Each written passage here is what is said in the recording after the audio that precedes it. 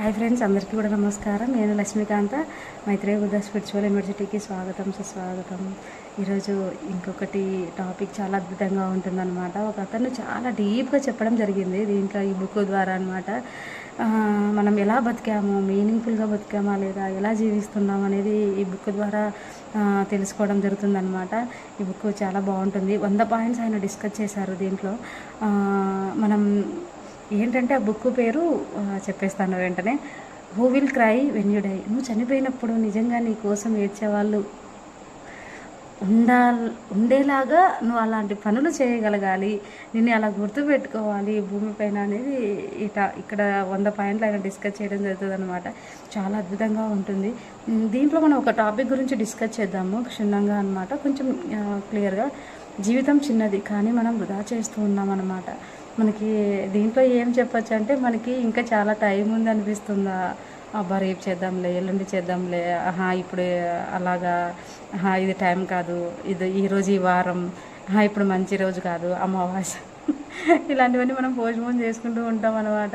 ఇక్కడ ఏంటంటే రేపు చేస్తాను, తర్వాత మారుతాను, ఇంకొంచెం సెటిల్ అయ్యాక జీవిస్తాను, అలా అనుకుంటూ మనం ప్రతిరోజు జీవితాన్ని పోస్ట్పోన్ చేస్తూ ఉంటాం అనమాట.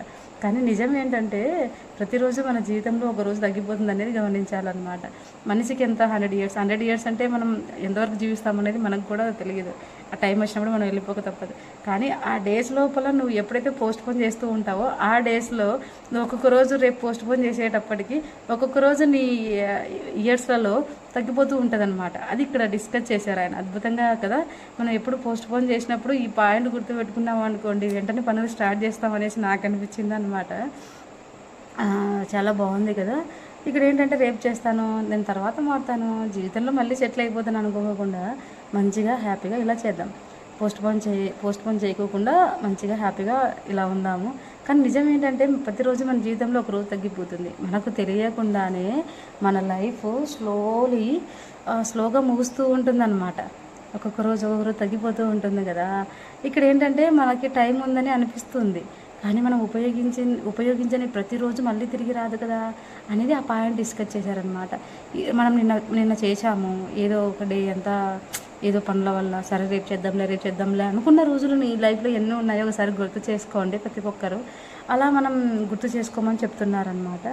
ఇక్కడ ఏంటంటే మనమంతా ఒక పర్ఫెక్ట్ టైం కోసం వెయిట్ చేస్తుంటాం. ఆ పర్ఫెక్ట్ టైం అస్సలు రాదు. అమావాస్య అంటాం, ఇది సరైన టైం కాదంటాం, ఇది ఆఫ్టర్నూన్ అంటాము, ఓకే వేరే వాళ్ళు వచ్చి నాకు హెల్ప్ చేయాలని చూస్తుంటాము. ప్రతిదీ కూడా పోస్ట్పోన్ చేస్తూ ఉంటాం అనమాట. ఒకసారి ఆలోచించండి, నువ్వు నిజంగా జీవిస్తున్నావా లేక రోజులు గడుపుతున్నావా?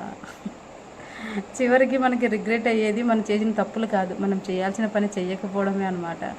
అది ఒకసారి ఆలోచించుకోవాలి. జీవితం పెద్దది అనమాట. జీవితం పెద్దది కాదు, మనం దాన్ని మీనింగ్ఫుల్గా మార్చుకునే అవకాశం మాత్రం ప్రతిరోజు ఉందన్నమాట.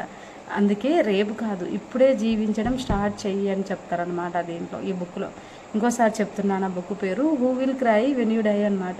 దీంట్లో చాలా చాలా బాగుంటాయి పాయింట్స్ అనమాట.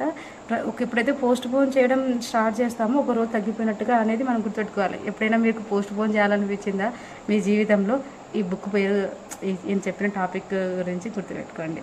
ఎస్ ఫ్రెండ్స్, ఇది ఈరోజు చెప్పాలనుకున్నాను అనమాట. Thank you so much. ఇలాంటి మరిన్ని వీడియోస్ కోసం సబ్స్క్రైబ్ చేద్దాం, లైక్ చేద్దాం, షేర్ చేద్దాం. Thank you so much.